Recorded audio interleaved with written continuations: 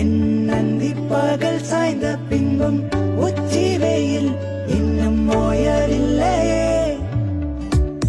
ஒரு பூவை போல அவள் தேகம் கண்டேன், நான் முன் போலில்லை வீழ்ந்து சாய்கிறேன்.